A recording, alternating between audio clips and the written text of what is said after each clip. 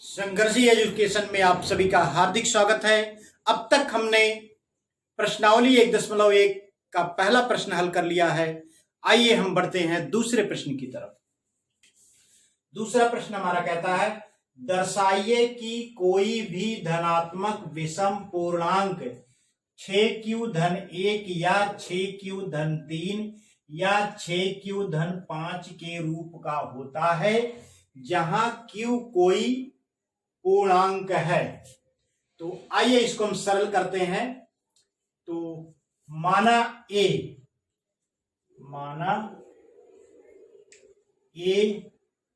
एक धनात्मक पूर्णांक है,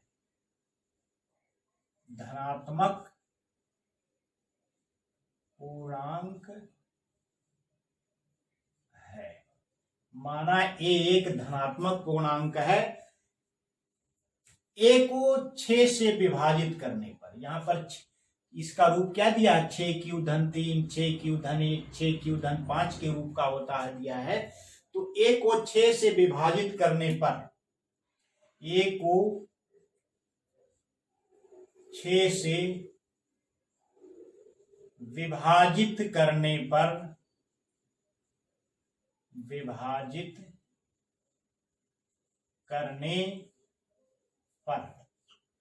a को 6 से विभाजित करने पर भागफल, यहां पर हम मान लेते हैं कि भागफल q और शेषफल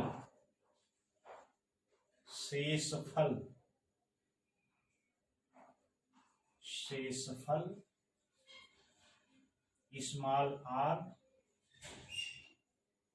आता है। हमने मान लिया कि एक धनात्मक पूर्णांक है और a को 6 से विभाजित करने पर भागफल q और शेषफल r प्राप्त होता है या आता है। तो इस पर हम यूक्लिड प्रमेय का लागू करते हैं। यूक्लिड प्रमेय का लागू करने पर, यूक्लिड विभाजन प्रमेय का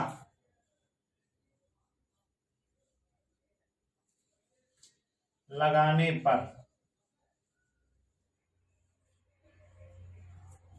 यूक्लिड विभाजन प्रमेय का आप लगाएंगे तो ये क्या प्राप्त हो जाएगा आपका, a बराबर 6q-r, जहां पर 0 r के बराबर है या r से छोटा है और r जो है r जो है 6 से छोटा है, r हमारा 6 से छोटा है।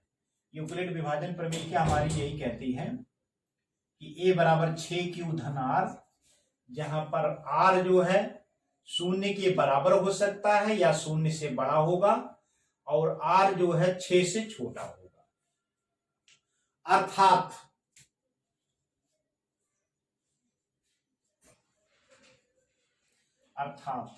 r के मान हमको क्या क्या प्राप्त हो सकते हैं, 0 के बराबर हो सकता है यानी r का मान 0 हो सकता है और 6 से छोटा हो सकता है।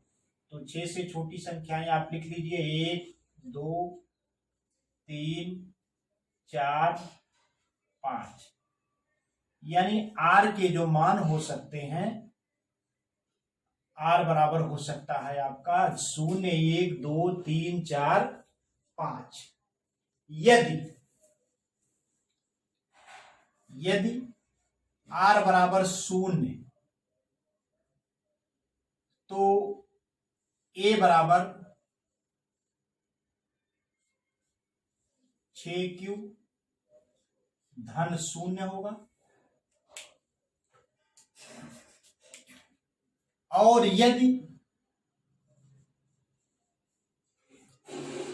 r बराबर 1 है तो a बराबर हो जाएगा आपका 6q-1 आपको प्राप्त होगा। यदि r बराबर 2 है, a बराबर आपका हो जाएगा 6q धन 2। यदि r बराबर 3 है तो a बराबर हो जाएगा 6q धन 3। और यहीं पर आइए देख लेते हैं, यदि r बराबर 4 है तो a बराबर हो जाएगा 6q धन 4। और यदि r बराबर 5 है तो a बराबर हो जाएगा 6q धन 5। और r बराबर 6 नहीं हो सकता क्योंकि r 6 से छोटा है, यानी r 5 तक हो सकता है। तो यदि r बराबर 0 है तो a 6q के बराबर होगा, और यदि r बराबर 1 है तो a 6q धन 1 हो जाएगा, r बराबर 2 है तो a 6q धन 2 हो जाएगा। इसी प्रकार से r बराबर 3 होने पर 6q धन 3 होगा, 4 होने पर 6q धन 4 और 5 होने पर 6q धन 5 होगा। अब यहां पर आप देखिए,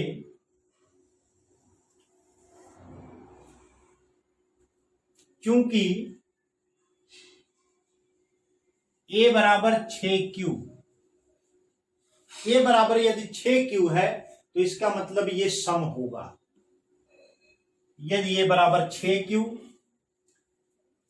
a बराबर 6q धन 2,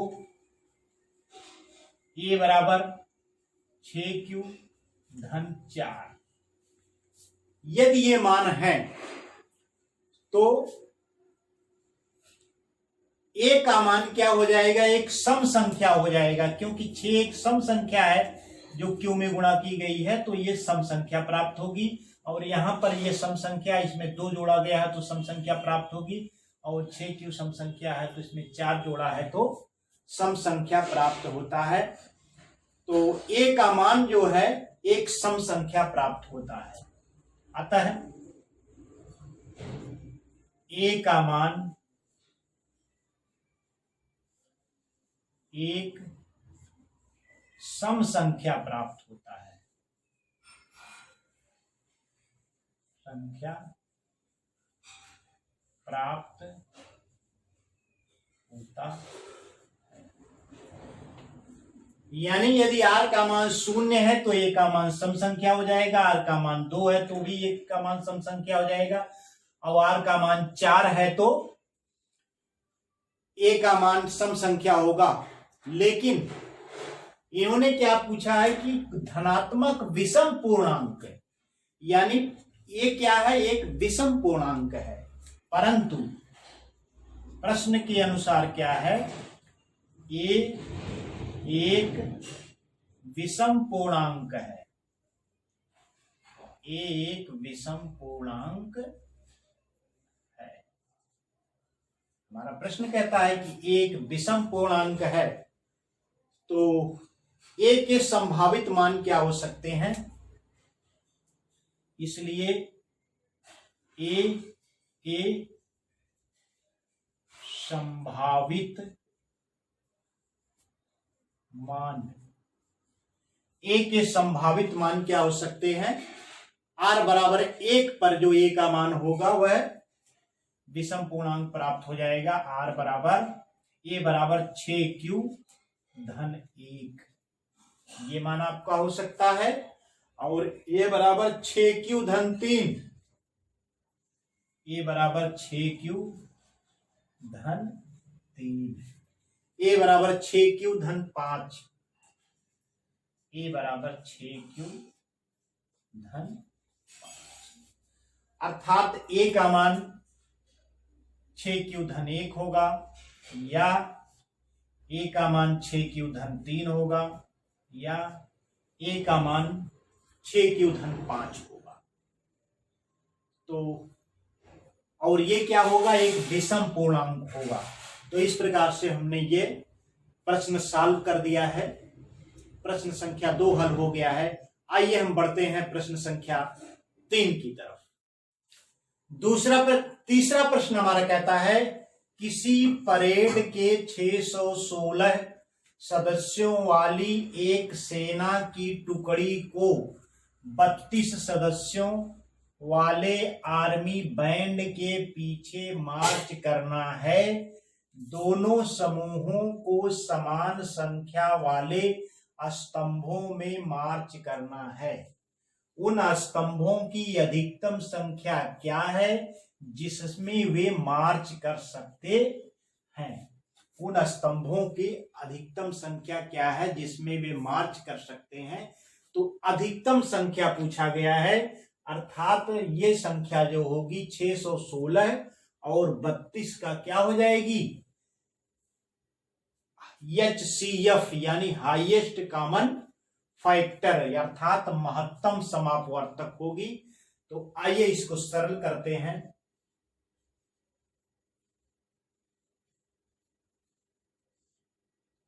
इसका सलूशन क्या होगा?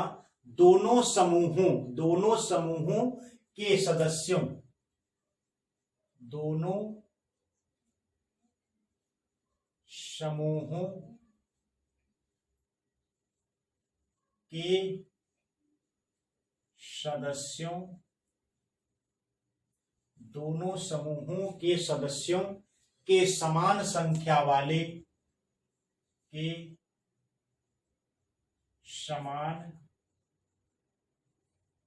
संख्या वाले, के समान संख्या वाले दो स्तंभों, समान संख्या वाले दो स्तंभों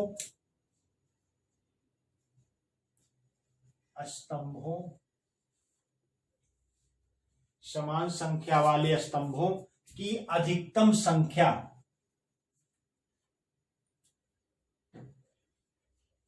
अधिकतम संख्या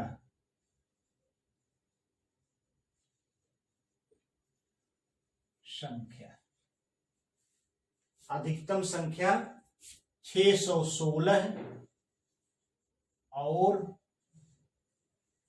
32 का HCF यानी highest common factor,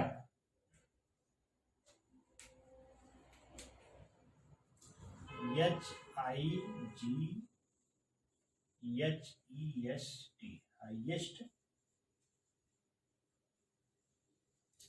highest common factor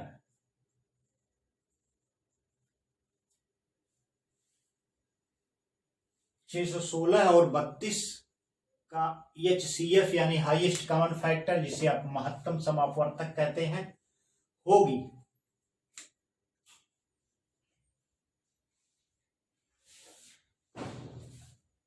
इसलिए 616 और 32, 616 और 32 का HCF यूक्लिड प्रमेयिका से,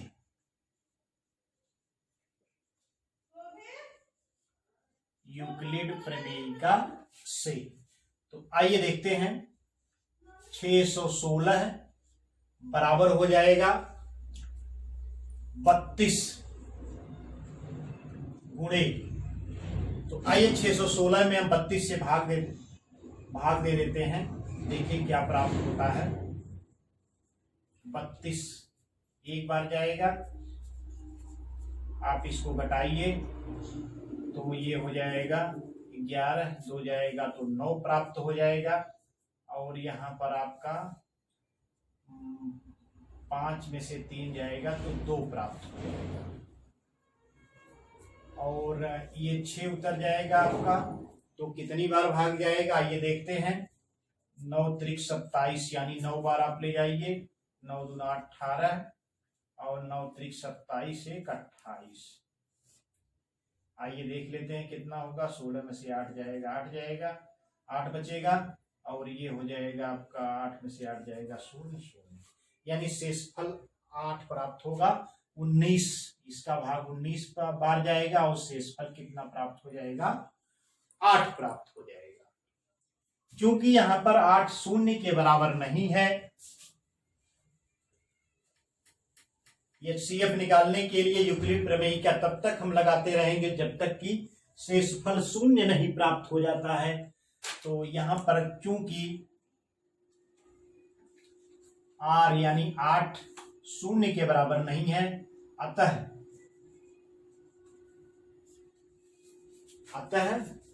32 और 8, अब यहां पर 32 और जो शेषफल है ये, इस पर यूक्लिड प्रमेय का लागू करेंगे।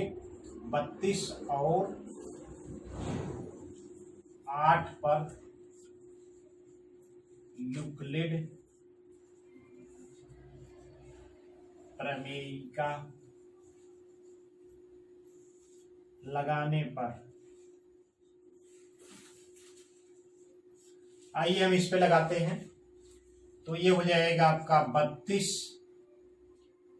बराबर 8 गुणे 8 का पहाड़ा पढ़ेंगे तो 8 चौक 32, 4 आपको प्राप्त होगा, यानी 8 गुणे 4, और शेषफल क्या हो जाएगा? शून्य प्राप्त होगा। क्योंकि इसका भाग 4 बार पढ़ते हैं इसका पहाड़ा, तो 32 प्राप्त होता है।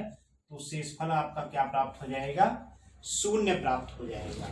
अब यहां पर देखिए शेषफल जो r बराबर है शून्य हमें प्राप्त हो गया है। तो एचसीएफ निकालने के लिए जब शेषफल शून्य प्राप्त हो जाता है तो अंतिम जो भाजक होता है वही एचसीएफ होता है, यानी 8 जो यहां पर दिया गया है, यही 8 जो महत्तम समापवर्तक यानी एचसीएफ होगा। इसलिए यहां पर चूंकि r बराबर 0, इसलिए 616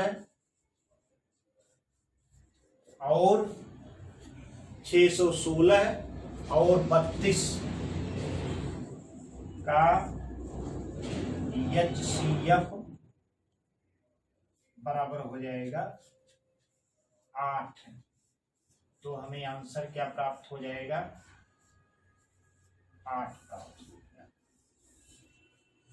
तो इस प्रकार से जो स्तंभों की अधिकतम संख्या जिनमें आपके सैनिक मार्च कर सकते हैं वह कितनी होगी? 8 होगी, जो 616 है और 32 का एचसीएफ है। तो इस प्रकार से तीसरे प्रश्न हल हो गया है। उम्मीद करता हूं कि आपकी समझ में आ रहा होगा, और अगर आपकी समझ में आ रहा है तो हमारे चैनल संघर्ष एजुकेशन को सब्सक्राइब करें और बेल आइकन को दबाएं, जिससे हमारे नए नए वीडियोस की नोटिफिकेशन आपको बराबर मिलती रहे। हमारे चैनल को लाइक करें और ज्यादा से ज्यादा शेयर, हमारे वीडियो को लाइक करें और ज्यादा से ज्यादा शेयर करें। धन्यवाद।